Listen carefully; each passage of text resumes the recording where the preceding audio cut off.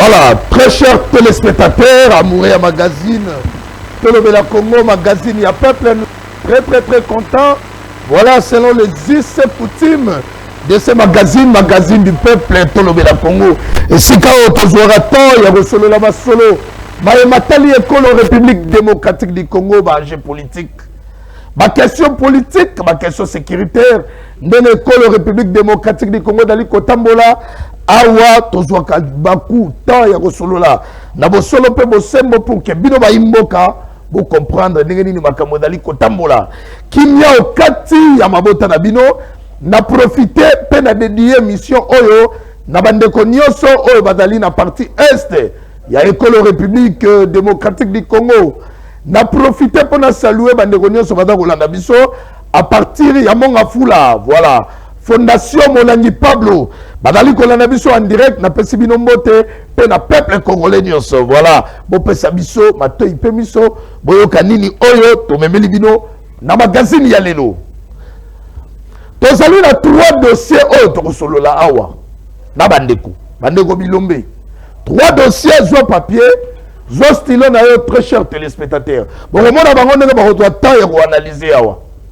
Torobeta masolo na o etali retour ya mwana mboka Martin Fayulu makamudenge sale magi torobeta lisolo awa torobeta masolo na o etali ya Margot ya Minduki ba arme oyo fa nini République démocratique du Congo uti kosomba kasi Minduki wana leloyo ekomeli biso awati tolandi bongo tweet ya ministre Christophe Lutundula oyo alobi que ba revendication na biso et si et comme d'ailleurs un examen dans conseil de sécurité inutile tout ça la marche tout ça la menace peut roya ko beta masolo ya reprise ya ba pour parler ya Nairobi oyo ezali prévu na mokolo ya le 21 voilà entre temps déjà tozali ko banda magazine na biso bandeko badali ebele hein to bosali bako ya bosolo la bosali bako mettez-vous pas de problème.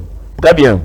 Tobani magazine Tolobela Congo na première partie ya bandeko bakomeli biso awa na plateau tozali na mwana mboka Mitera Ilunga azali ndeko ya Kabila Forever epa ya mwana mboka Junior Pechi yelelo pour la première fois akomela biso awa na plateau ya magazine Tolobela Congo tozali na mwana mboka Dalé l'homme du peuple ndeko ya Lamuka tozali na mwana mboka Ousma yepa komeli biso awa na plateau na biso ya dali bongo indépendant pe na mwana mboka Martin Balela oyo adali ndeko ya Congo en avant ya mwana mboka Medal Kakolongo to bandi rapidement mwana mboka Mitera Ilunga boye malamu na plateau na biso. Bien, merci ndeko Yves pour l'invitation. Voilà. Na pesi son excellent Joseph Kabila Mbote na pesi Pembote na celui que la jeunesse congolaise appelle les modèles du renouvellement de la classe politique, les défenseurs du kamilisme authentique mwana mboka Junior Pechi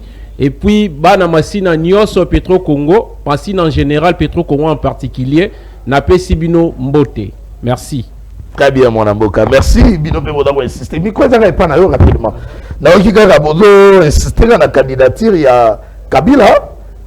Motomoso azateka Kabila olingaka mingi. Merci. Lorsque tant tozolo bela Kabila fort et vert na anglais. Nazoya. Débat il faut moi ba plateau à télévision, ba constitutionnaliste ba ya pour ma solo c'est kata que Kabila ko kozonga suite des mandats non renouvelables. Bien, merci.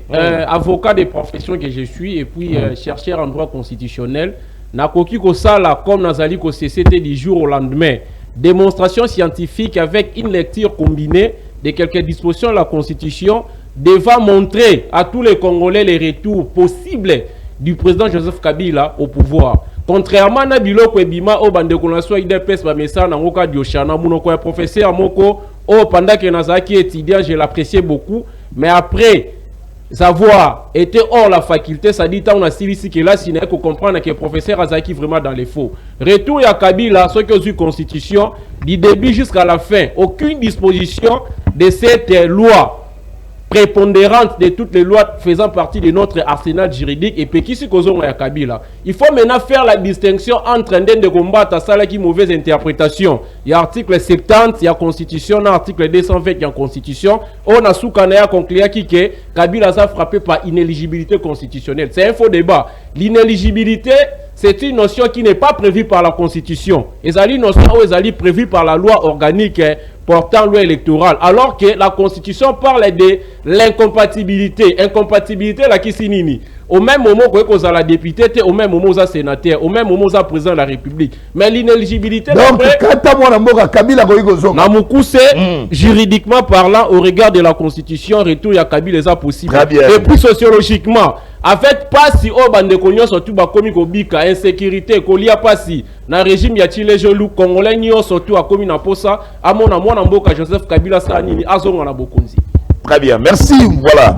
Nakena côté droite nanga na lingaka tangu côté à opposition balobi to super l'autre son de cloche ya bandeko ya pouvoir. Nakeba mwana mboka Martin Balela yo le boko e bongi kaka te. Parce que ça va mwana mboka. Le boko e ko bonga siko te le boko e ko bonga kino mokolo kimi e kokota na este na pesi mbote na bako débatteur na ngai na pesi mbote na yo moko et puis na ba fidèle émission oyo to le bila Congo. Boni mwana mboka makambo dali kota mola nini Martin Fayulu tu ko beta bino biloko moko na mwana mboka kingo bomata biloko abimisi na TV5 wana ba révélation wana et celui-là et puis si passé il était contre d'ailleurs le déploiement de force kenyenne en République démocratique du Congo 903 militaires. Entre temps il a expliqué bien que na mongo ezali ko tambola o ezali détourner o ezali ko kota na ba poche ya bato akeiti a expliqué o Vital Kamerhe Balia abandi na ma projet 100 jours ti les gelou na ba $21 000 pour 500 députés. Avec $1 milliard à l'objet, tu aurais pu à la mesure et reformer plus de 3000 militaires. Pourquoi tu aurais dit ça? Il y a sa population, depuis l'époque, il y a Kabila. C'est un collaborateur, il y a Kabila. Population. Alors, le bel mambo infiltration entre Fayulu et Félix, il y a quoi à l'infiltrer na Congo. Entre Fayulu et Félix. C'est pas un débat, tout le bel plus Congo. C'est pas un débat. Balobi abandi abandai na Kabila alobaka pe ke Kabila azalaka déjà pourquoi ces identités sont douteuses. Donc ces identités faites déjà de faux Fayulu. C'est un faux débat, je ne veux même pas parler de ça. Tout le Bela Congo, c'est qui est important. Tout le Bela Congo. De toute façon, on a dit que tu dois comprendre à combien il est critiqué. Très bien. Voilà, parce qu'elle a expliqué que Félix Antoine Tshisekedi est le mèche avec Kagame. Merci. Tu as analysé, tu as analysé, rapidement, na kepa mwana mboka na kepa na yo, na bandine pa na yo, pour te succès pas mwana mboka d'Alain. Voilà. Mwana mboka Ousima. Na bengi yo bien yo lingaka komoni no sepelaka babenga yo. En tout cas, au benga bien Ousma Podokaba ndenge na voilà, toujours analyste indépendant. Ce n'est pas pour ma première fois à participer dans l'émission, je crois ça pour la deuxième fois. En tout cas, nous avons participé à l'émission, on a vu que le débat est constructif, le débat est convivial, avec les co-débatteurs au Union sur basé dans le plateau. Si Kambala on a en tant que Congolais et patriotes, donc Ngaï, nous avons Congolais en tout cas, va répondre à un appel à président de la République au lobby que Bissonion, c'est-à-dire que ma parti politique. Il y a opposition, on a en majorité, terre, divergence, nabango, total à est, bisognon sont derrière, un Mboka derrière, FARDC, pour en tout cas, tout bouter, ennemi au Ezali, Rwanda, hors de la territoire nabiso. Très bien, très bien. Si tu appelles Rwanda, mais regret, ça liga UDPS, oh là là, UDPS, on n'arrive pas à comprendre. Comment ngonga oyo mokonzi ya mboka bino nde IDPS ne bimisi président de la République parti bimisi président de la République et là IDPS mais pour pas prêcher par un bon exemple IDPS bango moko kuna au moment oyo mokonzi ya mboka focus regarde ezali na appel au mokonzi ya mboka sali ya mobilisation générale mais on n'arrive pas à comprendre IDPS bango moko conflit toki kotoyo comme convention des démocrates balongoli secrétaire général AI bon makamwana nyoso to tango zotala face ya ma réalité to za nango agression RDC na kosibir Comment analyse de Rosa? En tout cas, là, je veux peut-être faire un appel dans Batuya. IDPS, surtout que l'IDPS, c'est ça, parti où Mema qui président de la République a gagné l'élection. Ce n'est pas le moment basé dans la guerre. Moment où les alliés, en tout cas, Batunion, Sobatala, comment nous allons faire pour te bouter ennemis dans le territoire Nabiso. Nous avons de sérieux problèmes là, avec Basijo Otiwana. On va en parler au côté de nous avons tellement de sérieux problèmes. Oh, apparemment, on dirait nous sommes seuls contre tous. La République démocratique du Congo est seule contre presque tout le pays. Alors, il nous faut de l'interne, à l'intérieur, Nabiso, tous à souder pour permettre à Nabiso de gagner Bitumba Oezama Kasi. Merci, mon Amboka. Merci. Voilà. N'est-ce pas mon Amboka d'aller à la ligne de Koyalamuka? Je suis très content, plateau est d'aller équilibré. Mon Amboka. Voyez, madame, on a plateau Nabiso. Merci Ndeko Yves, merci Nabayi Kongoma Nyos Bazolanda Biso, na Fast TV, une émission na yo où est la Makamonda Tie Mobimba. En tout cas, félicitations parce que Bayi Kongoma vraiment bakomi vraiment kozwa vraiment tant na bango ya kolanda vraiment émission na yo et mais comment on appelle ça encore bako débatteur na ngai bambote belé auto zwami na plateau wa et na bo sanité ko pesa tata mokonzi ekolo le président élu l'homme de 62% aigle ya République démocratique du Congo bambote belé d'abord na longola mo bo soto mo reuti ko lobama pa bato union sacré parce que bo soto wana ndeti ngai de l'homme du peuple moi na aigle akoki jamais kotika ke bo soto wana basalani balekisango. Il faut comprendre on a ebisaka bande kwa union sacré, il y a une grande différence entre biso na bango. Ozomona papa Etienne Tshisekedi asalaka vraiment erreur makasi. Le vieux Etienne Tshisekedi azwaka tenter à former hein, c'est-à-dire ba militant IDPS pour que bande kwa IDPS bazwa encore temps ya comment ya ko former ba lien na bango. Moi biso na décidé le président élu Martin Fayulu a 8 ans il y a qu'on former biso et biso ndenge toza boye toza encore on attend il y a comment qu'on former même ici balien na biso bande na biso ya ADD Congo ya Congo normal etc. C'est-à-dire tant de quoi zo lobaké nationalité ya président Eli eza douteuse mais ndeko bon eza faut n'était faut comprendre que peut-être ndeko bandi politique ici il y a wana ayena babiloko wana pas babiloko wana même ici na munoko ya fils mukoko akoki jamais ko bimisa iloko wana ata Gilles Moniere akoki jamais ko bimisa iloko wana lokola ndeko abimisa iloko wana dans le ndeko dans Gilles Moniere sala kana ndeko na litidi na ondenge na mona kayo ndeko ko bala na yoma mituna na ngeza très importante yali boso mona mboka est-ce que Martin Fayulu a ça le rôle na yepé dans véritablement son rôle est très opposant na mboka. Bon, faut comprendre que le président élit d'abord, tant que le opposant, biso tous en opposition, te biso tous en résistance.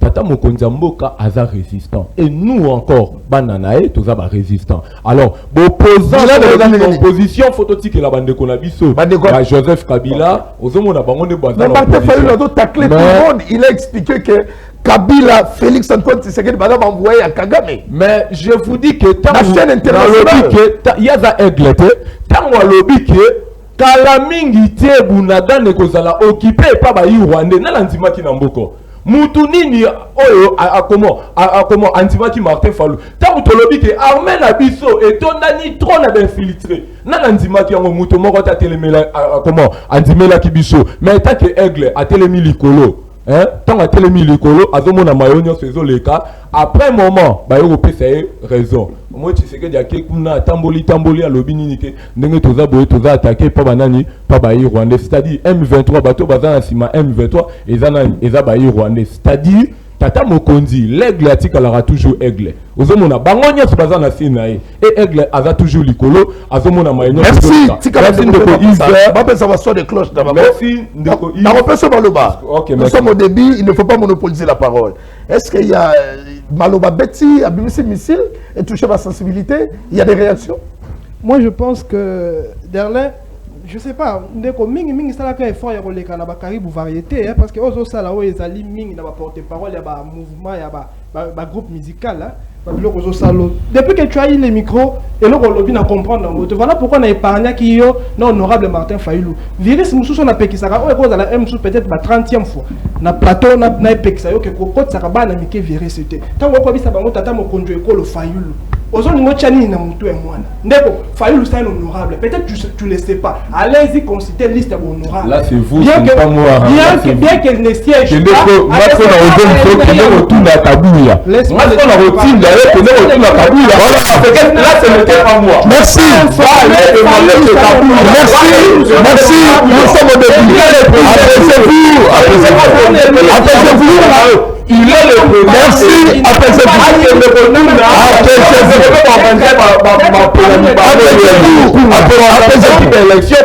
Merci. Faut que nous retournions à Kabouya. S'il vous plaît. Il ne faut pas venir à Okota. Merci, mon amour. Même pas parmi les deux meilleurs. Merci, merci. Voilà, Nakia Koto et pas mon amour, Yakabi.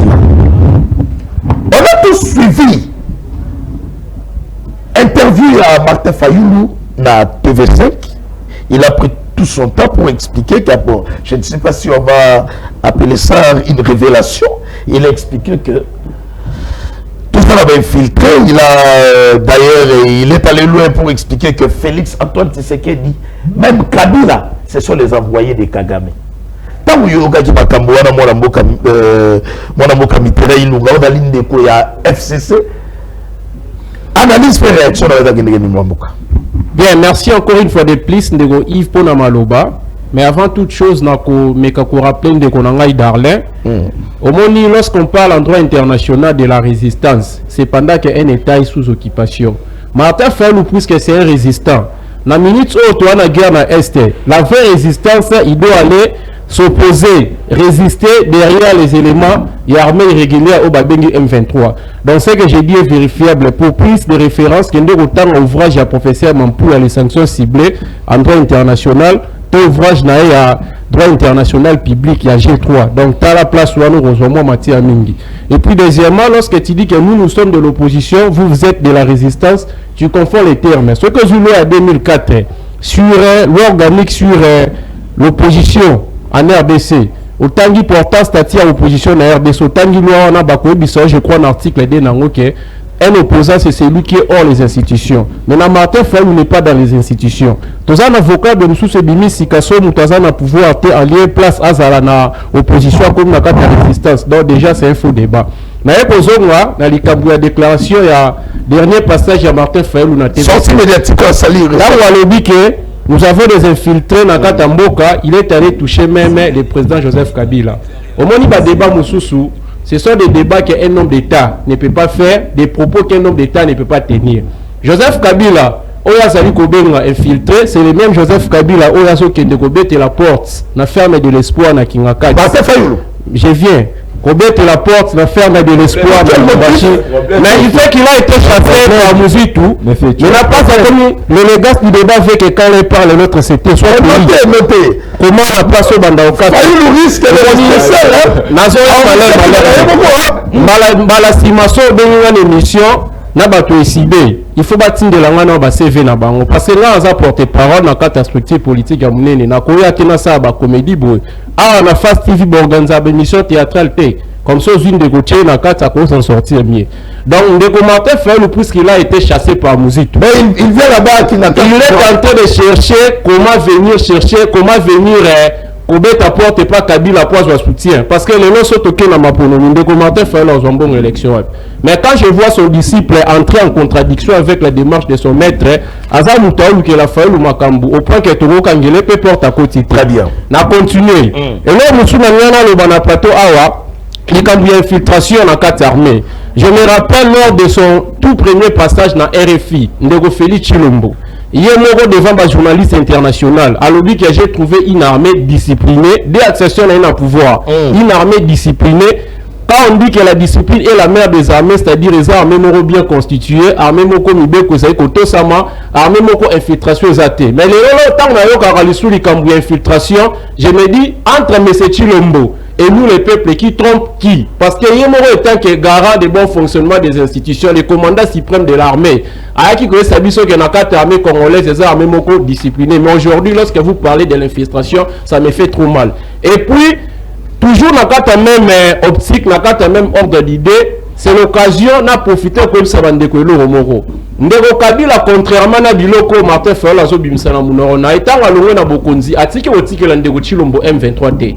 Atike Ndeko Chilombo nyo surtout, mais atike otike la M23T. Par contre, Kabila tango na Bokonzi na 2001, akuta Imboko Zaki sende en morceau. Bemba et Payi, RCD et Payi, mais qui kozwa batouane nyo surtout à rassembler tout au pays. Merci. Mais contrairement à ce que je vois ici, et puis Ndeko Martin Fayulu, ce qu'il pouvait faire actuellement, c'était d'abord de chercher la réconciliation envers lui-même. Parce qu'il a été soutenu par Ndeko Muzito à plusieurs fois. Merci. Mais malheureusement, pourquoi Yahweh l'Arabilo, merci Mitterrand Ilunga. Voilà. Nous avançons. Puis il faut faire la conclusion trop vite parce que le dossier d'allié belé au Togolobela. Voilà. Nakepa Banamboka, Monamboka fiston et plutôt Ousmane. Voilà. Je suis excusez-moi, on aurait rappelé les Bakou. Voilà. Pourquoi le régime actuel interdit marche à Martin Fayulu tandis que Martin Fayulu marche même pour soutenir le FRDC? Pourquoi on a interdit? Est-ce que, n'est-ce pas que quelque part il y a des dérives dictatoriales selon son dernier tweet ou à Salaki? Réaction de la Guinée. Non, là, nous considérons comme étant dérive dictatoriale plutôt. Mais ça dérive à dictature. Mais problème mes alliés, je ne sais pas, parce que là, déjà que je suis un indépendant, je fais cet effort-là de pouvoir être au milieu. Analyse. C'est-à-dire, Martin Fayulu, sa dernière sortie médiatique, na TV5, oui. Il y a eu des choses au Martin Fayulu à Lobaki que moi je considère de vraies. Mais Babylone Moussouzoupé, en tout cas, Martin Fayulu a débordé. Il ne pouvait pas le dire. Par exemple, attaque personnelle contre le président de la République. Et puis il a exposé ça la première institution de la République. C'est le symbole de l'État. Donc il faut à un certain moment du respect, de considération et d'égard.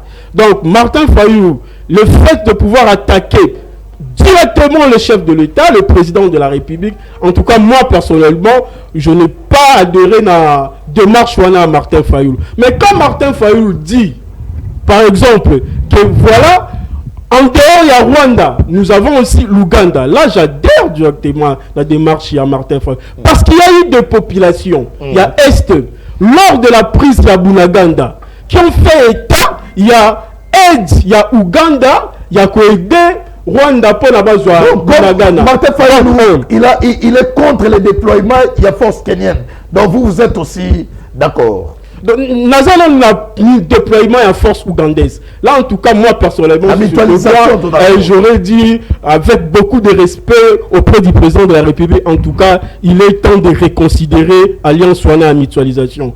La force ougandaise doit rentrer dans Mbokanae parce que l'Ouganda, apparemment, en fonction des informations, l'Ouganda aide le Rwanda.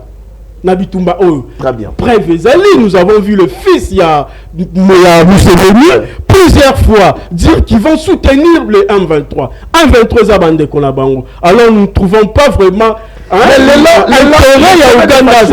Le chemin de Fachi, c'est un bon chemin. La façon dont il gère cette problématique, il y a insécurité à Est.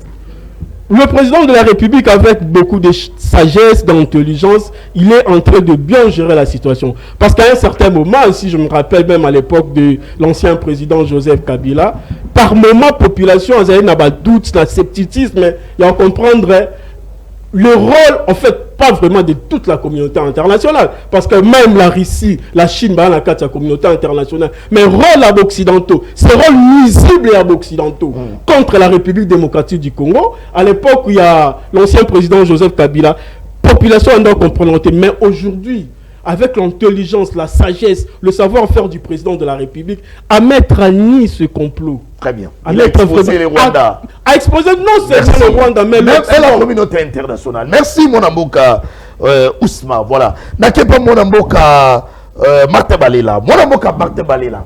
On a vu tous Martin Fayulu au bord d'une jeep à la Rotambola. Image en sali polémique dans les réseaux sociaux. Les uns parlent que c'est l'échec. Il est arrivé à Martin Fayulu, c'est la fin de Martin Fayulu. Tant que tu as image, selon ta conception, est-ce que cette opposition. Et donc garder toujours force dans haut, ou bien le lot de rôle va finir avec Martin Fayoulou, et surtout avec ma différents Ezali, avec Adolphe Mouzitou, qu'on n'arrive pas à comprendre qui a maintenant la Mouka. Ndeko Yves, j'arrive, je vais répondre vite. Ndeko Nanga, il y a Joseph Kabila Babomiamboka. Kabila n'a pas laissé M23, mais Kabila a laissé les accords. Ndeko Nanga. Donc les accords au M23, les lois Zolobela, CNDP a déclaré c'était sous Kabila. Kabila n'a pas laissé, l'M23 m'a laissé les accords. C'était plus important que Koti quand même. On va arriver quand on va aborder les questions. M23. Donc lorsque tu laisses déjà un contrat et qu'on a déjà hérité même la génération future, tu dois aussi bien parce qu'il y avait un contrat, il y avait un accord entre l'M23 et puis le gouvernement dirigé par Matata Ponya le 12 décembre 2013, je pense. D'abord son arrivée, impact est arrivé. Donc on a chèque pour Martin Fayoulou. Fayoulou n'est pas populaire. Fayoulou, basala qui yende, basala qui est basala qui est retiré. Et ils ont prouvé à combien Fayoulou n'est pas populaire. Parti na yemo ko esi déjà implanté. Yemo ko ndenga dans tout na combien de communes bango basali. Fayoulou n'est pas populaire. Fayoulou n'est pas populaire. Et partout basali na sima Fayoulou ne basala qui Fayoulou. Voilà pourquoi aujourd'hui, à ce qu'on dit toujours que bon la sima Joseph Kabila mais ka ko aider. Ne ko ko bimisa na bisa qui est bandelike. Si ka to bimisa ba vérité mususu te Fayoulou ben ne ko bisa non ba congolais oh ya salaka. Oh ya liaka. Pour bando ko bisa a traité président de la République comme un infiltré. Fayoulou Aza popularité, c'est normal là, tu vois qu'il y a un gros normal. Les lorsque qui musiciens m'ont le roi Robin Mundi à quitter l'aéroport en Tchou, alors ça la plein collègue Fayoulou.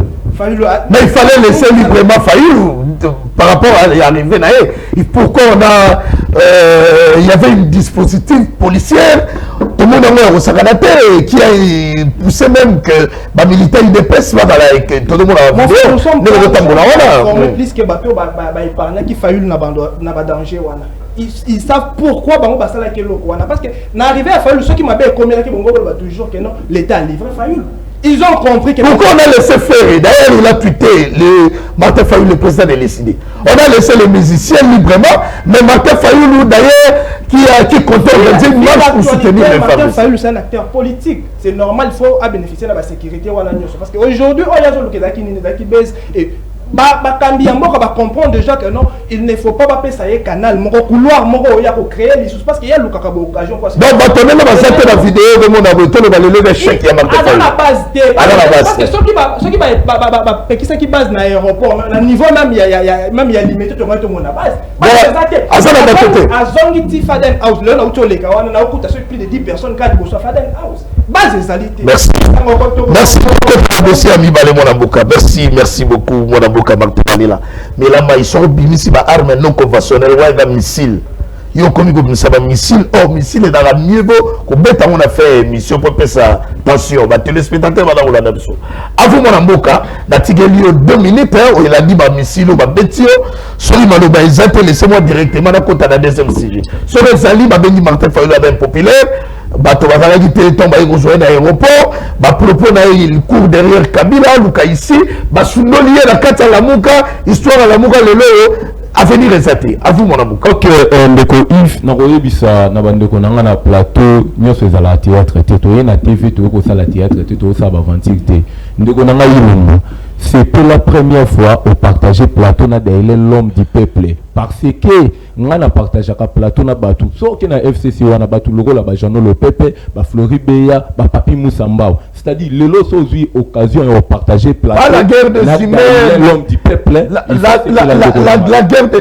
guerre de débat c'est mieux tant le zo baké fallu azo ki nazo bete la Kabila porte est-ce que vous avez des preuves vous avez la preuve mon côté vous avez la preuve mon côté fallu la ki a bete li Kabila porte tout le monde a comment photo il y a Mouzitou na Kabila tout le monde a photo il y a Tshisekedi na Kabila bobi misaka si preuve il y a Kabila la fa bloc patriotique kufa bloc patriotique ezali ngomba ya bayi kongoma yo kana ya biso pa batebele baye ba bloc patriotique te bloc patriotique ezali ngomba bayi kongoma tant to monike Tshisekedi a même dictature imposer dictature na kati ya CENI tobi te weza mboka la biso. Comment ça fait que yo Tshisekedi au bandoko sala au commissi toyebi déjà ya moi bloc patriotique ekufate bloc patriotique ezali ngomba ba yi Congo man balobi encore que oh non Fayoulou yango Mouzitou aboki ça qui est non comment, c'est-à-dire moi ma problème tous allez dans mon akati famille na biso, nous avons déjà rangé avec yo kana ebisa yo lokomoko faut ba tuba ye bango l'amour que c'est état d'esprit, l'amour que c'est bisonyo stozawa, l'amour que c'est Martin Falouté, l'amour que c'est Mouzi Touté, l'amour que c'est ba pengete ba nante ya mada ilente, mais l'amour que c'est bisonyo l'amour que c'est état d'esprit, il faut ba y kongoman ba sala. Vous allez marcher avec le 17 le jeudi.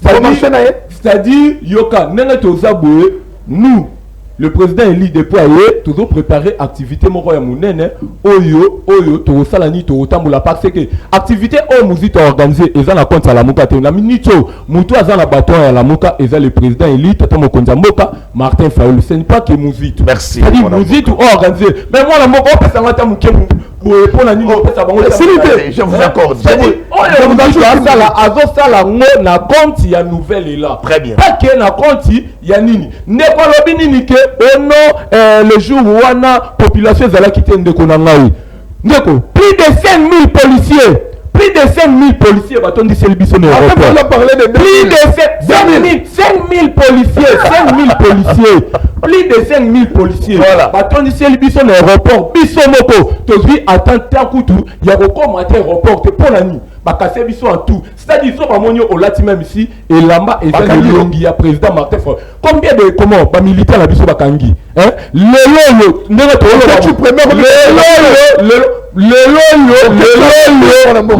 excusez-moi kende lelo tozolo baboye rapprocher ya président Eli ya tata mokonzi Martin Fayulu aza na hôpital pour nani biso mo ngada ile na melaki gaz le jour wana est-ce que ndeko ndenge za boye de la yebe ata solo gaz ndeko na ngao koloba te lelo boye na pouvoir mo boye nous fait comme les bino pété ndeko yo c'est l'opposition na vie non nous ne sommes pas dans l'opposition nous sommes dans la résistance hein merci à l'époque hein ndeko y marchait déjà hein ndeko zala qui dimanche na aéroport wana pour que ndeko ya le baké oh mobilisation zala qui faible ndeko il fallait pas payer sa tata mokonzi comment moi accès à l'état merci na masina tokende na masina population zone na biso ba obenga na masina ba beti gaz comment quartier 1 ba beti gaz ba gaz na ba ndo beti langoni merci c'est toi na TVT ndeko yo pour que ba heureusement que caméra gaz ya ngone se tambola qui voilà caméra face TV tambola yi pour nos vidéo très cher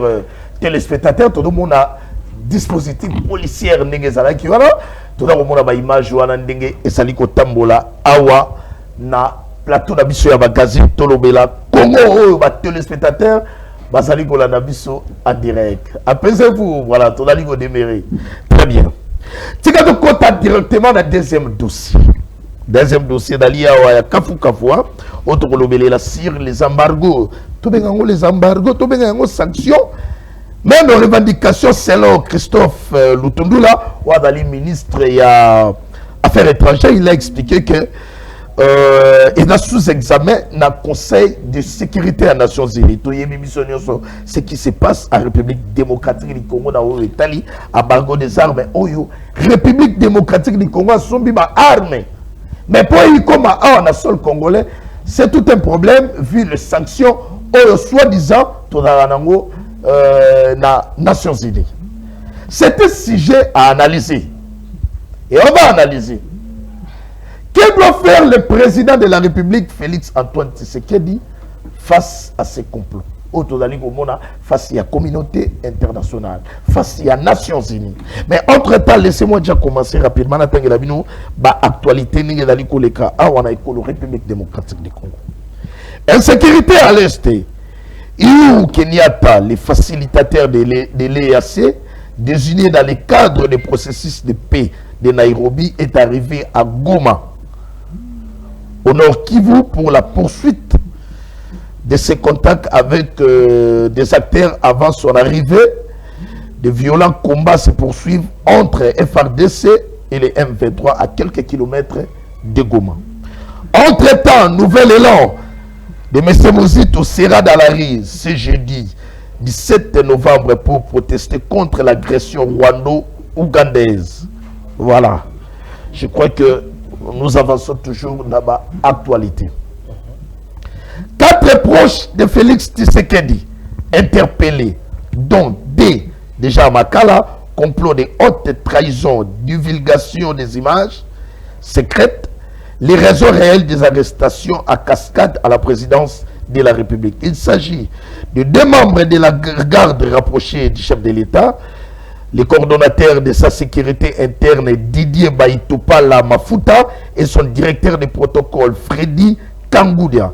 Un autre cadre de la présidence entendu dans cette affaire, Claude Ibalanki, qui est le coordonnateur du mécanisme national de suivi de l'accord d'Addis Abeba, venu au bureau du chef de l'État dans le cadre de l'audience accordée à l'homme de Ndaïmi Chiwi. Voilà. Dossier Oyo, ça fait couler beaucoup d'encre et de salive, hein, parce qu'on se pose des questions. Comment il est l'Oyo infiltration dans lui-même, dans la marmite du chef de l'État, dans sa cuisine, dans la présidence, dans le cabinet à mon conti. Et ça, c'est ma question. On a vu ça récemment avec l'honorable sénateur André Kimbuta, qui se posait tant de questions. Comment une plénière à huis clos, mais on n'arrive pas à comprendre dans un espace de 3 minutes, et si information est cueillie, et pas ma confrère journaliste, pour ne pas citer les noms ici. On va commencer avec les dossiers d'armes, et puis on va entrer en profondeur. Entre-temps, quelqu'un va analyser à sa manière. Très chers téléspectateurs, tous allés à la plateau à magazine, Tolobela Congo, Tobane pas à moi en boka, Miteraïlouba. Bien, merci Avana Simba. Oui, les micros. Merci Avana Simba Fon, Motuna, on a kosala moi, toilettage moko scientifico-idéologique. Au moins, pour traiter des questions d'État, nous avons besoin des données d'État, nous avons besoin des informations et nous avons enfin besoin des sciences. Na aucune de ronangai, toujours dans la confusion, on a péquissé na débit. Asanini, Atika, mais il continue à dire que bango baza opposition, te baza résistance. En droit international, on parle de la résistance na bandeli de sous-sundeko lorsque le pays est sous occupation. C'est à ce moment-là que tout le monde sera censé de faire la résistance. Tant que simbara ba vocabulaire, to ba vocabulaire. Allez-y, to compte la deuxième nazoya, sans ba exploitation na wa bonne di forme ozobi ba primaire. Et puis, tu me cites déjà nos.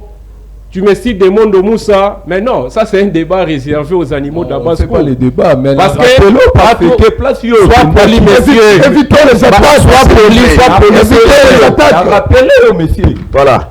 Parce que Neti Jano, à Moninga, on a assisté à la cour d'encadrement belé à Zolandanga, na fac contredit ngate. Et puis Bango va voter à combo na hotenata normal, mais toi tu viens citer leur nom ici. Donc déjà, tu es hors la place. Je vous connais.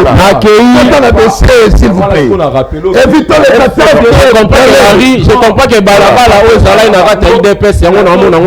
Vous avez 1 minute 30 secondes. Allez-y. Balabala au IDPS. On a côté le dossier. Il y a embargo des armes.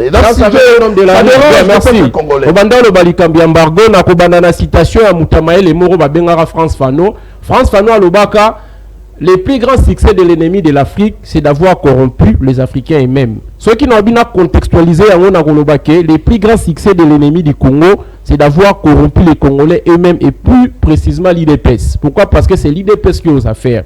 Je me pose beaucoup de questions de savoir comment la ceinture d'un président de la République peut au même moment se constituer n'a bien filtré. Pourquoi? Parce que je me pose cette question. Parce que à chaque fois qu'il y a un problème, l'IDPS, au lieu de trouver le traitement de merci. IDPS, au lieu de traiter rapidement ma question, on a pour trouver solution. Alingara toujours qu'on partage l'échec Nabatou. Mais si on a commis la victoire, Azui victoire, on a commis sango talibanaise. Azui victoire, on a commis sango victoire Fatih Béton. Azui victoire, on a commis sango victoire Yamoupompa. Mais lorsqu'il s'agit de questions qui nécessitent l'interventionnisme du président de la République directement, le président de la République a commis non, Nazara qui est infiltré. On ne vient pas au pouvoir pour se plaindre, mais on vient au pouvoir pour répondre aux questions à l'attente du peuple. Likambu, par exemple, il y a embargo à Baminduki. Dans la relation internationale, tout le droit international, les relations qui existent entre les États, les relations sont basées sur l'intérêt. Les amitié au sens propre du concept amitié. Mais contrairement à Ndeko Félix Tshisekedi dans Sala, par exemple, Ndeko Kagame à Rwanda. Kagame, Kabila ne l'a jamais appelé frère. mais tu as dit que Kabila Félix Tshisekedi a Kagame frère. Or tu as dit qu'il y a problème, il y a comment dirais-je, il y a agression congolaise socle sur lesquels il y a eu Van des Ali Ndeko Kagame.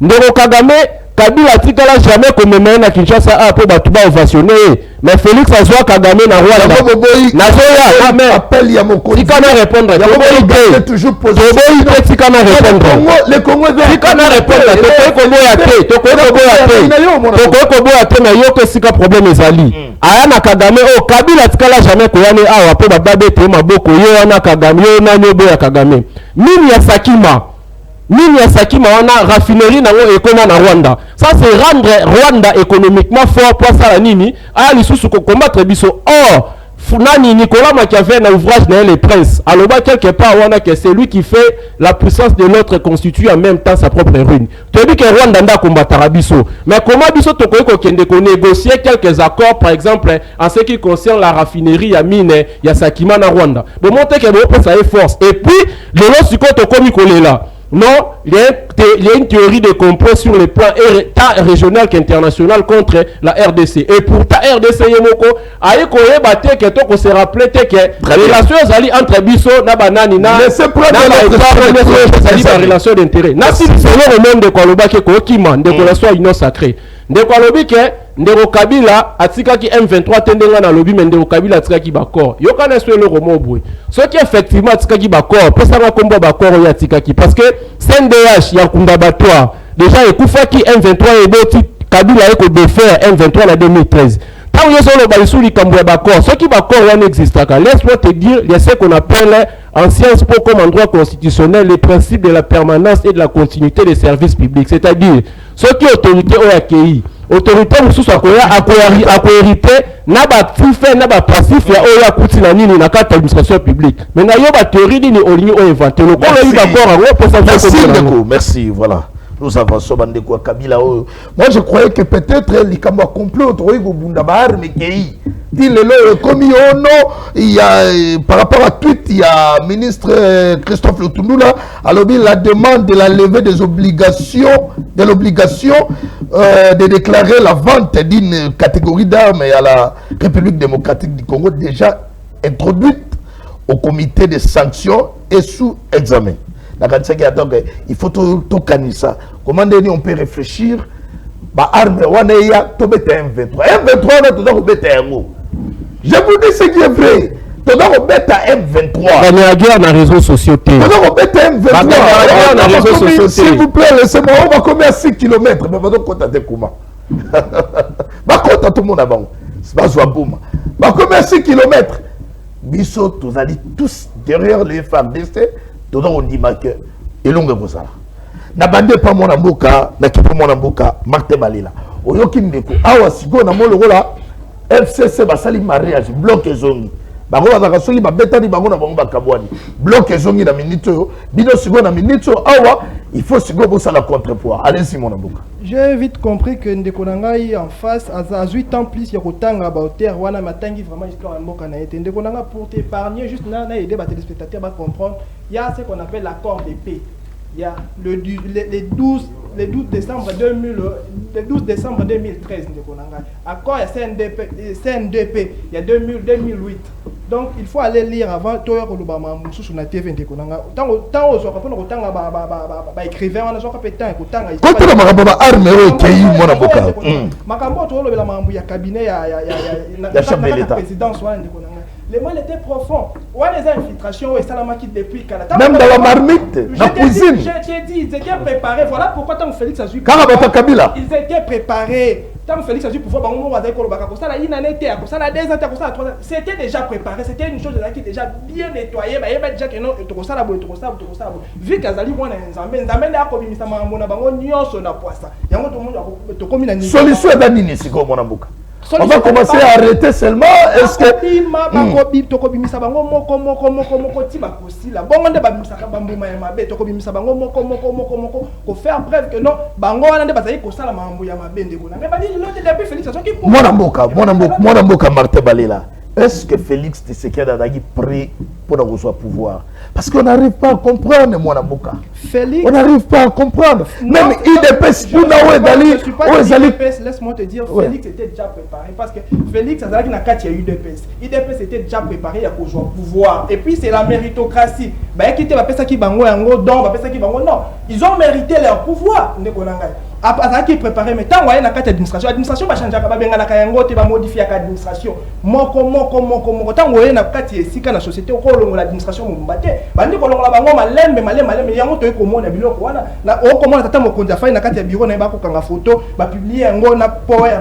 Est-ce que ça empêche ça? Très bien. Allez-y avec les dossiers. Jamais RDC a possédé. Qui? Jamais RDC a possédé. Bon, effort, il y a diplomatie à mon compte, c'est ça, alors. Effort, les alliés. Ce qui doit comprendre la barrière, on est pour pouvoir combien, comprendre déjà détermination, tata mon conjoint. On n'a jamais possédé par armes, pourquoi? Parce que ça, tu fais la guerre là-bas. Balingi toujours dans la position de faiblesse. Et là, quand on vivra dans depuis qu'à là, va comprendre déjà qu'il y a un patriote. Il y a un patriote au Azali au sein. Bon, comment on va gagner la guerre? Le pays est sous embargo, même si on fait un appel à la mobilisation. Comment on va parvenir à gagner la guerre? Les alliés, stratégie, tu mettre un gros psycho, les sous-soutés sur la place publique. Les alliés, stratégie, ils ont touché plus le secret d'État. Tous à la canaba limite, dans mambo Italie armée. Parce que tant que tu as ça la boue, ennemi pas fan, bah dongolomi sur Bayuana, bah il faut pas stratégie ni non, puis tu peux préparer la carte à cuisine d'Abisso. Donc tous à la canaba limite pour la combattre. De jouer plan, il y a Nations Unies. M23. On comprend yango ke bakobima bango moko na kuto kolanda chef na bango leo na tongo alobi abi nous en tout cas to combattre phare DCT mais toi na posa tata mokonzi ekolo ayoka biso pe lisusu oka biso to a mettre en application ba ko biso to signer ki na l'état moyini wa bomaki o ayaki pona sous Kabila bango ba pour souci na bango le 21 a on a de plus à ma préparer passage wana te mixation na Félix akosala yango te non c'est wana le gâté résolution de l'Assemblée nationale ba boyi makambu ya brassage wana ekosala maka jamais loko lelo efage bakoma bakopera mais bino la Congo tambola sala cabine M23 tokobeta ye otika bino te tokobeta non seulement M23 moko mais tokobeta na Rwanda na bato ba kotinda Rwanda wala Félix akobeta e kotinda histoire ko tokotanga kana ba histoire ba na biso ba ko retenir que ezaki na mokonzi ya mboka moko ya chakaki ya RDC merci mwana mboka je wana nyoso e kosala mana est depuis bande ko na biso este ba ko vivre na kimia ba ko komaka ba livre ba kotanga ka kombo ya Félix Antoine Tshisekedi ona o nyoso. Merci Mwanamboka. Voilà, nous avançons. Toye pas Mwanamboka Ousmane Podokaba. Makambo ba arme tango yo qui pays est sous menace, est agressé par le Rwanda. Mais moka wana badali ko interdire yango pe basomba ba arme. Bon, makambo ngo pe na yo qui lisusu il y a une information je n'ai pas encore vérifié. Na yo qui peut que makambo ba arme ngo kotikop. Na yo qui yango. Mais je vais vérifier après. D'après ça, on a conditionnel que bateau batinagi wana basali expérimenter. Il y a un dossier là, on va analyser, mais on va après traitement na yango. D'après ça, on a conditionnel. Avec moi Mboka, réflexion na yo, analyse na yo, réaction na yo, émotion na yo dans la guinée nini. Tango yo ki ba arme yo Mboka et somi moro dali sous menace, moro dali agressé par les Rwandais. Ba arme on est comme les bisoate. En tout cas, avant d'aborder la question de la réfi à l'armée, je voudrais qu'on peindre vraiment dans le tableau il y a complot urdu ils ont pesé sur la République démocratique du Congo avec ma question non simple. Est-ce qu'aujourd'hui il faut responsabilité à Kawa Congo, Félix Tshisekedi, président de la République, avec beaucoup de respect en dossant? Est-ce qu'il faut l'ancien président, le président honoraire Joseph Kabila, il faut endosser responsabilité? Est-ce qu'il faut le président Mobutu, je le qualifie comme ça, d'heureuse mémoire, est-ce qu'il faut endosser responsabilité là? Complot à Makassi, les anglo-saxons, 1994, 94, Babandi a imposé les biseaux embargo pour préparer justement déstabilisation au la partie est, la République démocratique du Congo. Avec Babiloko, raison d'avancer il y a une opération turquoise français Salaka pour dire que non, les Congolais sont sous armes. Oh pourtant, on a préparé comment déstabiliser côté Alagnos. Mobutu, l'ancien président Mobutu. Tant qu'on a avion, il y a président Berimana, il y a Rwanda. bombardé Nela Koufa. Là, je me réfère à un témoignage, il y a Papa Ndanda qui est déjà mort. Abadi Mobutu a pleuré. Mobutu larmoyé. Et puis Mobutu publiquement l'a dit. Bon, il y a ici, qui après le Congo, il délige la République démocratique du Congo. Conséquence, l'Occident. On doit dire des choses très clairement. Où est l'effort occidentaux? La dernière, seulement la communauté internationale et ça là derrière les Rwandais, pas nous. La dernière prolongation de l'embargo sur les armes contre Bissau, nous avons vu la Russie intervenir. Bien que la Russie s'abstenait qui n'a Conseil de sécurité des Nations Unies. Mais intervenant que le Congo subir en justice. Et qu'il y a qui prêt à contourner l'embargo. Mais allons-y, c'est bon. Qu'est-ce qu'il faut? Regarde vers la Russie. Mais je le souhaite. Tous à la courage d'aller vers la Russie. Regardez par exemple, comme la communication, il y a un ministre Affaires étrangères qui passe pour nous dire que voilà, nous avons acheté des armes, quelque part, ces armes ont été bloquées par transporteur, par Boeing. Mais après, il y a eu des réactions à la population. Il a d'ailleurs encouragé la population. Dans cette tweet-là, le ministre a encouragé même la population, n'osait pas de faire des marches et tout ça. Parce que les dossiers en tout cas, j'ai regretté, j'ai été sidéré de voir le ministre des Affaires étrangères s'est rétracté. Il y a petit communication vers la population. Que nos armes ont été bloquées quelque part. Population, il y a sa réaction. Et bien après 3 jours, nous allons manifester. Oh là là. Mais le ministre se rétracte. On va prendre d'autres amis, mon Amboka. Voilà. Merci. D'ailleurs, à vous, voilà. Ça m'a canissé, mon Amboka. Le Congo appartient à tout le monde. Et ça, il y a Kabila, il y a Martin Fayulu Kakate, et ça, il y a Félix Antoine Tshisekedi, le Congo d'Ali Yayo, d'Ali Yangai. Mobutu Akenda, le Congo doit continuer. Allez-y. Merci, Ndeko Yves. Congo, c'est Bissonion sous. Congo, c'est Bissonion sous. N'est pas na plateau. Mais le problème, tout ni question pour Ndeko Nabiso, il y a union sacrée. C'est-à-dire, ben, fort ni au Félix Tshisekedi à Salaki pour que soi-disant, tous à la rana embargo. Quel embargo? Au Bisso, tous à Nango. Ben, fort ni plus de 200 voyages. Oh, mais c'est Antoine Assali. Et fort ni Assali pour que tout le monde embargo. Mais pas répondre à Bisso. Ben, fort ni Basali. C'est-à-dire que l'Okozoboma, l'union sacrée, c'est l'immaturité politique. Maturité politique, c'est en côté. Bon, mon Nikuna, oh, to sombi, oh, nini boy, oh, to frappé. Tant au M23, à comment il faut frapper Bisso? Est-ce que vous avez des réseaux sociaux? Tant au M23, à Bisso Bunagana, Baké Basu Rouchou, tu vas dire comment on a des réseaux sociaux. Les loyaux, et commission, moi frappe, oh, nini boy, oh, ni, c'est l'immaturité politique. C'est la guerre médiatique, moi, dans Boka. Il faut une communication médiatique. Quelle communication? Il y a un moment là, déjà que Talabiso to Saliboé, Talabiso to Zongisiboé, Talabiso. Bon, on peut ça déjà position à Bino. Bon, ça déjà comité, comment? Comité, discrétion politique, il faut ça entre Bicho Moko. Vous avez faut que ça la discrétion. C'est-à-dire que tu Saliboé, faut que il y a commis bomba, il y a commis batila. Plus de 200 voyages, Antoine a sali. Et porter Bicho Nini, même Bicho Nini. C'est-à-dire problème, il faut Antoine a le pouvoir. C'est ça la solution. Oui, c'est ça la solution. Il faut Antoine a le pouvoir. Avec capable de tout. Avec capable n'est pas le comment la discours et Antoine, il y a beaucoup à reconnaître en haut. Depuis 2013, M23 et Banda qui ont résisté les sous-soutés. Pourquoi M23 est zongi encore? Il y a un autre zombie tout là. Et là, on a dit que M23 ça la ligne zonga. Pour na 2013 na discours na Banda sacré na zobi sakabango à chaque fois. Donc on a plateau, on soit kata ko tangaka discours ya nini ya kolanda discours ya Antoine. Pour vous la discours Antoine bien été. Pourriez-vous pas reconnaître que na 2013 M23 résistait à l'insulté, ça l'a quitté. C'est pour M23 zongi pour na nini. Très bien. Nous avons resté avec quinzaine de minutes. La régie est avec la photo de Kabila. Il y a un moment où sa conclusion pour Mbappé Bandeko. Là, il ne faut pas me prendre beaucoup de temps. Aidez-moi avec la photo de Kabila. J'ai la vision d'une photo à Kabila, total, le sénateur à vie. La monde de Koumisaya, pas Batounaye, Balobi, il a de l'expérience. Kabila, à 20 23 Kabila makamyo surtout.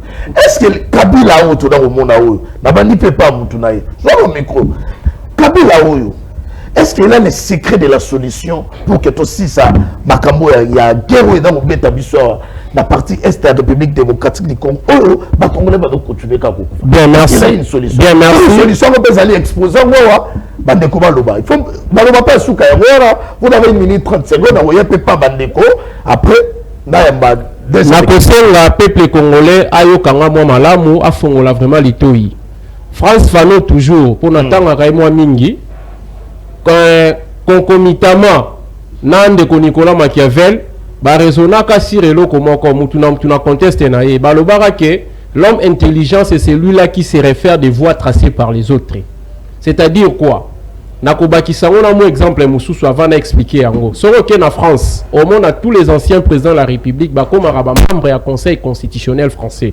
Conseil constitutionnel français et ça le la Cour constitutionnelle et pas na biso. C'est-à-dire ba comme le la bassage moko à chaque fois qu'il y a problème les mais nazo répondre à la question à chaque fois qu'il y a problème les en mboka ba quoi consulter bango. Mais contrairement à o esalami na Congo awa. Ndeko Félix Tshisekedi dasali alternance dans Ndeko Joseph Kabila. Baza ko évoluer. Puisque IDPS a mis ça une pression sans raisonnement, parce que les conditions des zones dans IDPS c'est comme il faut un cerveau vide. Bah mais ça une pression sans qu'on raisonne au préalable. Bah tiens de Gauthier Mbonnerer, 4 alliances dans de Joseph Kabila. Pendant que Ndeko Tshisekedi était censé à tout moment, il faut ça la nini azonga pas Kabila. Kabila kana boy go Kabila fongi ya boy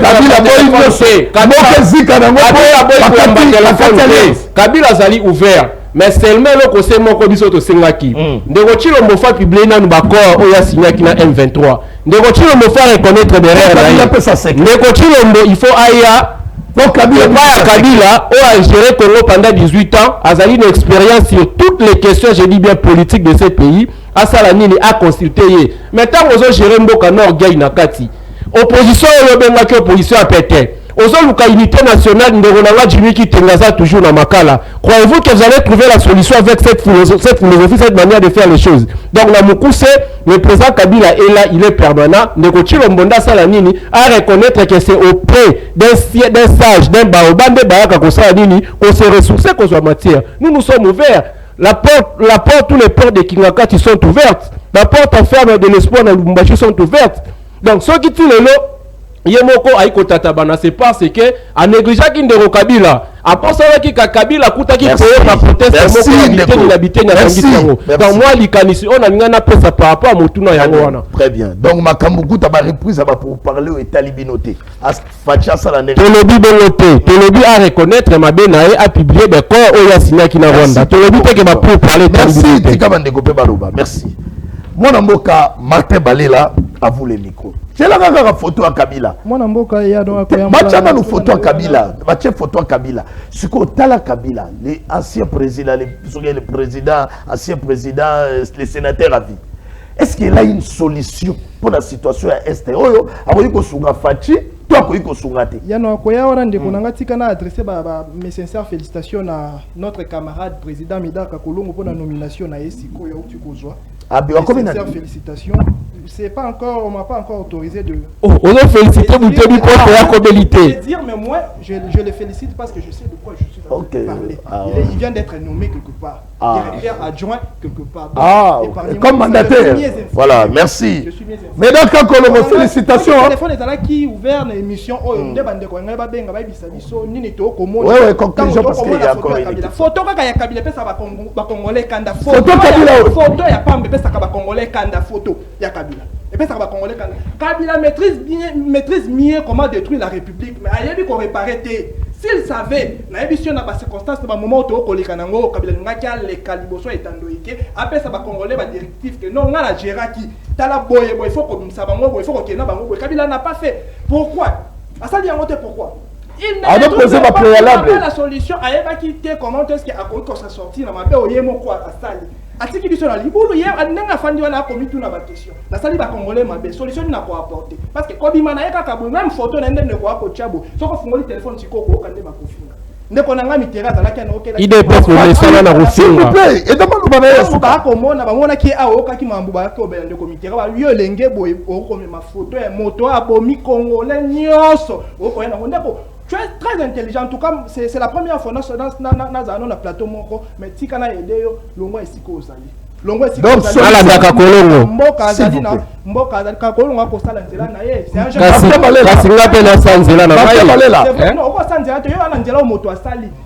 mais l'homme intelligent, l'homme intelligent,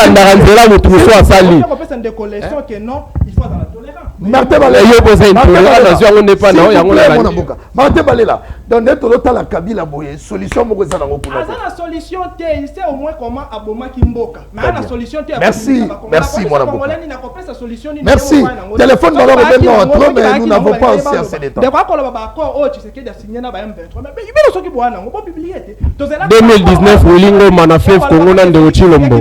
2019, porte-parole à M23 Wulingo Ma, Nan de Ochilombo Manafef Kongo 2019. Rwanda, trafic ya société aérienne Rwanda. Nana zongi sango. S'il vous plaît. S'il vous plaît. Oh, wape kulusu. Mais ça c'est ma vérité. C'est moi et pas si le pouvoir yango yobenge kulusu. C'est comme si le président de la République yango yobenge kulusu. C'est comme si le remède ka kolongo le chasseur à boulangerie yango yobenge kulusu.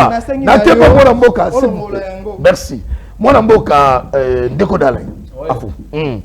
Kabila a la solution pour le Congo était qu'ancien président, parce que situation de comme il a Félix Antoine Ilelo et comme il a rappelé Kabila. Malgré le procès préalable, est-ce qu'il a une solution pour la situation de à vous de réfléchir parce que les soucis sont de sauver le Congo et pour possible réaction par rapport à la reprise pour parler autre peut-être il y aura des préalables, il y aura les accords dans la signer. Merci Ndeko Yves. Je pense que Ndeko Joseph Kabila pendant temps et belé à Sali a une solution mon côté pour que comment Congo et Salanini et la libérer parce que il a géré pendant 18 ans. Il a comment tout le monde changé. Or, biso tout le monde tout comment to kanisa qui quand même que tant bande qu'on a biso ba na pouvoir au Kabila pesa ki bango. Quand même ba luka ba sala te loko moko ya malonga peuple congolais ça ni abeti la bango malam comment maboko. Or Kabila kunda ki déjà c'est-à-dire Kabila tumola ki libulo akundi mboko bango siko ba yeba zipi pena libulo pena. Ozomona, c'est-à-dire bango na Kabila ndenge moko. Oui, le foufou les mêmes badges. C'est bazan ndenge moko, c'est-à-dire na Kabila, na bango, c'est la même chose. C'est-à-dire côté on a notre problème est que il faut comment na 2023 volonté y Congomani salanini et salama parce que moto ko na pouvoir au pouvoir n'est pas légitime ayebi qu'il faut na travailler pour na intérêt ya ba y Congomani Chilombo Antoine azala légitimité aza président illégitime c'est pour cela azo travailler pour na intérêt na emoko biso to pensa ki que mais c'est Félix alinga ki quand même amema moi changement pour ndenge bande kona biso o ba traiter Kabila étranger rwandais boye quand même moi na mboka salini akomi wana to luka quand même to mona solution mais to tikali ko mona solution te ce peuple congolais yo moko ndenge oza déjà mature c'est-à-dire oza peuple te o kondo etchange seke dia lobaki ke bola la pongia ba bébé oza lisusu peuple te kondo etchange seke dia lobaki bo kende ko kangelanga Kabila wana oza peuple moko déjà o lamuka depuis biso to yana lamuka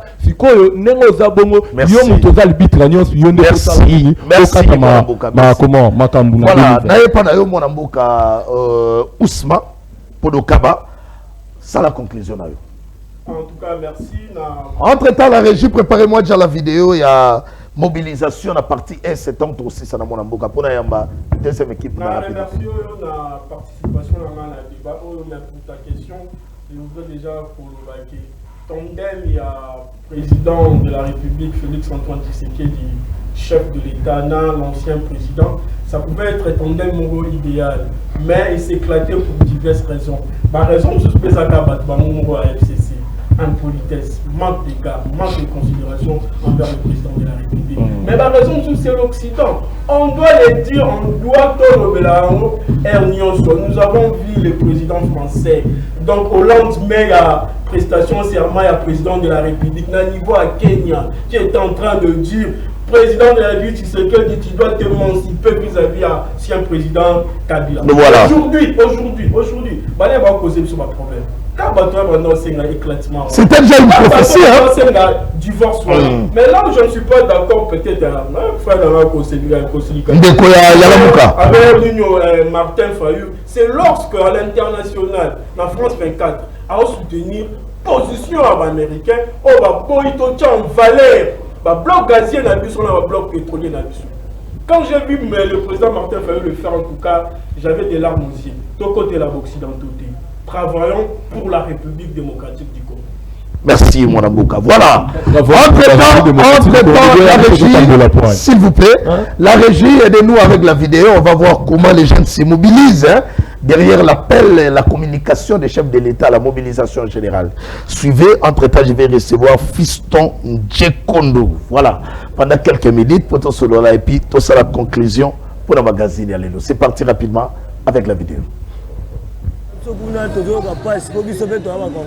balongi so c'est makamba bitumba na zanga poi na okepe ya bunde mboka yanga poni ngano makasi tozalaka deja kolambuka pe toana kanda makasi baoyo balosala bandeko na biso kuna tozoyoka pasi po biso pe toaba kongole bango bakongole so pe toaba kongole nela boye toakuna volonté makasi ata arme tokende po eza mosala mibali toza ata bien te tozolala te tozoresone oyo ezoleka kuna tozaka veille biso tozaka veille na bango nguna nyonso akoya toza na ye mayele eloko babanga ya te so toza posa eloko kisoda toza pre po eza volonté na biso mibali tokende kilwa nyonso azali na kema azali na méchant timambi ya ba Rwandais ya ba M23 alobi azali prêt ya kosimba mandoki ya kokota formation ya armée ya mapinga ekolo pona kobundela RDC. Haha, message amu kwa tombolo etulaka te capté na bakinois oyo balobi bako sacrifier ba vie na bango ba jeune po babundela République démocratique du Congo. balongi so c'est makamba bitumba na zanga poi na okepe ya bunde mboka yanga poni ngano makasi tozalaka deja kolambuka pe toana kanda makasi baoyo balosala bandeko na biso kuna tozoyoka pasi po biso pe toaba kongole bango bakongole so pe toaba kongole nela boye toakuna volonté makasi ata arme tokende po eza mosala mibali toza ata bien te tozolala te tozoresone oyo ezoleka kuna tozaka veille biso tozaka veille na bango nguna nyonso akoya toza na ye mayele eloko babanga ya te so toza posa eloko kisoda toza pre po eza volonté na biso mibali tokende kilwa nyonso azali na kema azali na méchant timambi ya ba Rwandais ya ba M23 alobi azali prêt ya kosimba mandoki ya kokota formation ya armée ya mapinga ekolo pona kobundela RDC. Haha, message amu kwa tombolo etulaka te capté na bakinois oyo balobi bako sacrifier ba vie na bango ba jeune po babundela République démocratique du Congo. Très bien, nous sommes de retour sur ce plateau de magazine Tolobela Congo. Très chers téléspectateurs de magazine, il y a peuple Tozaliawa. Pendant que solo la masolo ya mboka masolo ya ekolo. Ekolo be moko tozalaka na yango dali République démocratique du Congo. Il faut tobunda tobatela yango tolengela yango tosunga ekolo na biso tobunda pour l'intégrité territoriale ya mboka na biso ekolo République démocratique du Congo. Soki olingaka Félix Antoine Tshisekedi tozali kokende vers les élections. Préparez-vous, mais que ça la rébellion te bobundise ekolo. Bao badali ko verser leur sang. Ce sont les Congolais. Bao badali ko koufa jour et nuit. Ba déplacer. Je suis très content na ba jeune nenge ba répondre na appel ya chef de l'État na mobilisation générale. Ba jeune ba ke ko s'enrôler na armée. Ils allaient de boyeto bunda pona ekolo na biso. Atako bakamwa ba armée.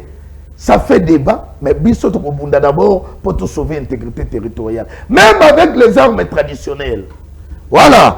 Tu as la deuxième invité, mon amboka, Fiston Ndjekondo. Voilà. Tu es très content. On nous suit en direct.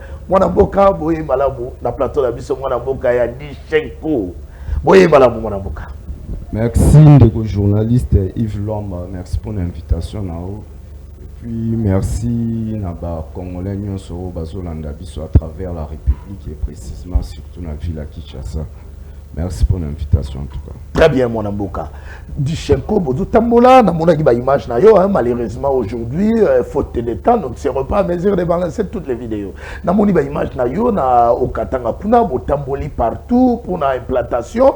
D'abord, on a Longi à Serge Koundé. Est-ce qu'on peut nous aider avec la photo de Serge Koundé? Parce que dans l'idée, il y a un message où il y a voilà Serge Koundé. Très bon, hein, le ministre des Sports. Ah, on est très content de mon initiative. Il y a un siège dans le stade des martyrs dans le voilà, nous aimons le développement. Vous soutenir toujours Fatché. Vous allez parti politique. Et le Kwango et surtout dans mon avis, essayez un peu de nous expliquer. Merci ndeko journaliste Yves Lomba pour l'occasion, opportunité au Pessibiso, surtout pour la kolobela Dichenko. Dichenko, donc on est en sigle Dichenko, l'axe dynamique chez Mokonde. Tout ça aspect où tout ça n'a objectif. Objectif général na biso tout ça on poursuivre et aller soutenir l'action. Il y a moi l'amboka ministre des Sports et Loisirs Serge Koundé pour soutenir l'action nae pour ça la promotion en haut. Voilà ils allaient objectif général il y a dynamique chez Koundé.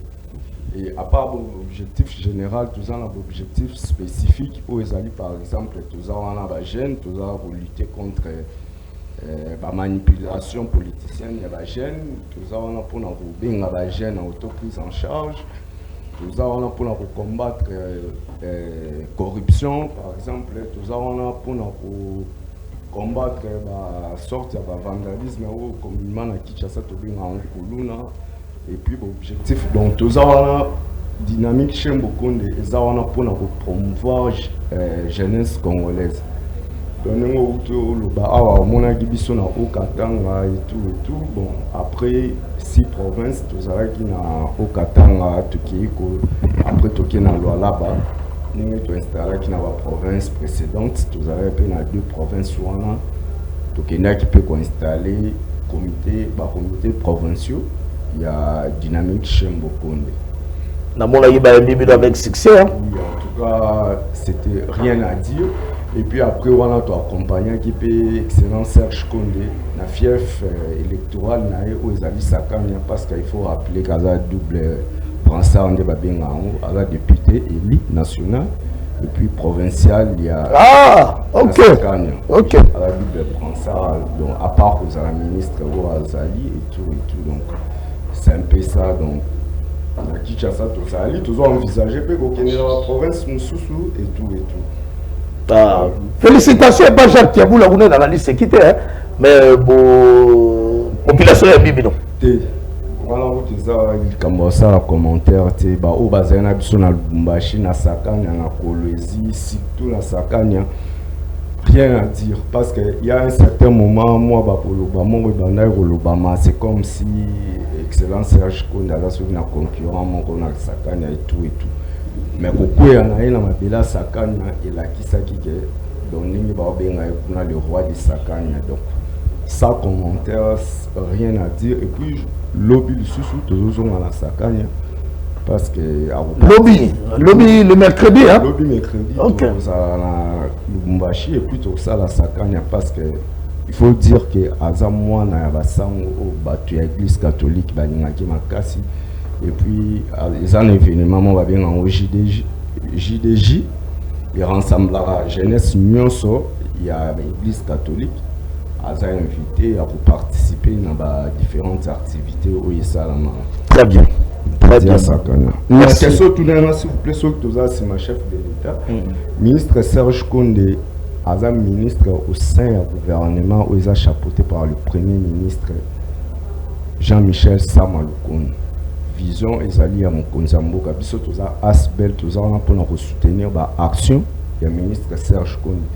Ministre Serge Koundé mon konzina ezali premier ministre Jean-Michel Samaloukoun konzina bango ali colonion sous ali son excellence président de la République Félix Antoine Tshisekedi. Donc, ceux qui doivent soutenir le ministre Serge Koundé, automatiquement, vous avez derrière, il y a vision, il y a la promotion, il y a la jeune congolaise. Très bien. Jeunesse congolaise. Très bien. Dans tout le monde, pour tout le monde, le gouvernement, il y a union sacrée, le ministre, nous soucions, on a une position, l'union sacrée dans Carrefour, il y a un problème. Fachi n'a pas la chance dans le régime, là où on a dit même dans l'IDPS, le problème, voilà, tout le monde plus par rapport à l'appel, il y a chef de l'État. Discours, il y a les trois.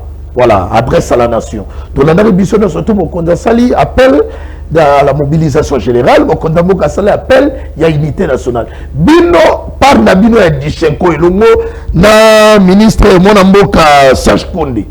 Par Nabino responsabilité, à part Nabino Dalinini par rapport à Mbela et mon candidat. Merci pour la question et surtout la plateau nécessairement et ça pour l'envoyer l'événement où normalement c'était prévu pour ce dimanche 20 mais comme toujours ça un peu de déplacement la ministre moi tout ça le 26 à la tête la semaine prochaine donc événement toujours ça là, le 27 novembre dans terrain GD et aux la match et à football loisir Torobé a sûrement l'orchestre et la team Wata héritier Watanabe. Et ça événement où toujours ça là pour le ministre Serge Koundé a aligné la vision du chef de l'État. C'est pour lui une façon il y a pour mobiliser jeunesse. Il y a un ministre sport à cause ça autrement à cause ça la sport. Voilà pourquoi toujours organiser événement là sous thème. Il y a mobilisation et un chef de l'État suivant la paix et un chef de l'État ou à Salaki.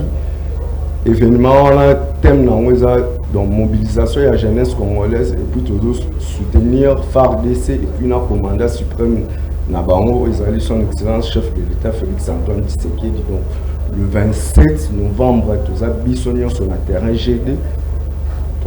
Match. Donc match il fallait d'ailleurs prévu le 20. Le reporter pour le 27. En ça la voyage il y a Sakania na ministre Serge Koundé, ministre sport. Après Sakania. Terrain GD à Lemba, je crois que Batunion Soubaye bien en haut. Sport calamité bandolé puis banderole c'est matin donc le 27 tout coup la chaîne en tout cas tous à la ébélé. Parce qu'après match, on aura aussi le temps au ministre à communiquer dans la chaîne, à message pour l'appel au chef de l'État à Sengaki, la mobilisation surtout avec ICT à jeunesse. Parce que bon, il est comme la news trop politique malgré les actualités, mais à un moment où tout ça a besoin de sous-souter que tout le monde a même à l'état de divergence il y a au Kabola Pamba donc tout ça profil ennemi donc tant Mboka ils a attaqué donc unité voilà ils a nécessaire parce que tant que vous avez divisé même Monguna a la facilité il y a quoi attaquer biso donc c'est le plus le temps il y a la divergence et tout il faut que tout terre la divergence la biso et plutôt tcha et que le Congo liboso ya makamunion so poto ko repousser agression. Très bien. Merci. Ils subir par Rwanda. Merci. Il y a un coordonnateur à Nakatalisanga ou Dichenko. Oui, il y a un coordonnateur national, il y a Dichenko. On a tout ça provinciaux et tout dans 8 provinces déjà tous installés, toujours prévoir un peu pour s'installer voilà. Dans la province. Merci mon Amboka. Je crois que le 27 dans l'appel là où coordonnateur Fiston Sekondo a bengi bino dans la match ya monene oyo bandeko ya Dichenko et dali Asbel il y a mon Amboka dali ko soutenir l'action il y a mon Amboka ministre des sports et loisirs Serge Koundé tozali ko senga bino boya ebele mokolo ya le 27 na terrain GD boya ebele bilenge et kozala surtout mon ministre a repris un message Serge Koundé a profité pour appeler sa message la jeunesse et surtout pour soutenir mais là il y a mon appel à la mobilisation générale paix à unité nationale donc comme il a souka mon coloana bandeko baroya ebele bandeko baroya ebele moi na mboka maloba souka bakosala ndenge nini po basadere na Asbel o Dishenko bakosala ndenge nini mokolo wana soki pe kozala ba référence européenne bien avant parce que mission dali tellement trop suivi soki to tchaki téléphone awa to linga to na même pas mesure to solo là à vous mon amboka. Bon pour la recontacter biso siège national na biso déjà eza sur avenue Bazarou numéro 2 la commune ya Monga pour la quartier Mamaemo pour les siège national na biso pour la ba onyo subani pour acquérir na Asbel na biso et puis à part Rwanda eza na contact pour les alliés 091 010 56 01 donc 091 010 56 01. Donc, appel exactement le 27, à partir de 15h, le terrain GD, vous avez un match à football loisir, et puis après, on a excellent Serge Kone, ministre des Sports et Loisirs, à la communication, on a pour mobiliser jeunesse autour de soutien à FRDC. Nam continent commandant suprême Félix Antoine Tshisekedi. Merci pour le passage dans le magazine. Merci beaucoup.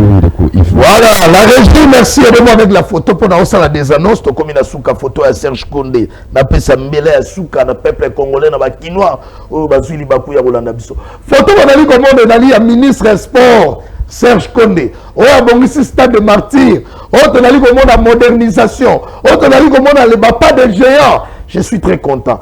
À continuer il y a vision ya mokonzi ya kumu ya ekolo Félix Antoine Tshisekedi pour la soutenir appel ya mokonzi na etali mobilisation générale na etali unité nationale na etali ko pousser ba jeune ba ke ne ko s'enrôler na armée to bengi bino match ya monene ezali le 27 novembre awa na terrain GD ya Lemba. Bon, il y a le stade municipal Chibala. Bon, Chibala beta balé, il fallait pas que terrain mabalé. Le lot, il y a un terrain GD, donc on a le 27, et on a mis l'ouro, on a mis l'automobile, on a surtout, le numéro, il y a contact pour nous recevoir Bango Bandeko, il y a Asbel, Dishenko, il y a 091 010 56 01. Beaucoup de belé ko sungabino surtout tolingi ba jeune il faut basangana beaucoup de basanga beaucoup de parti politique yango dali ici oyo ko sungabiso surtout ba parti dali sérieux pour le développement de la République démocratique du Congo na sepeli na bango na objectif pour dali nango na kata Dishenko ba jeune to bengi bino bilenge boya pendant le longa na suki na magazine to lobela Congo to kutani mokolo alobi kimia okata mabota na bino merci.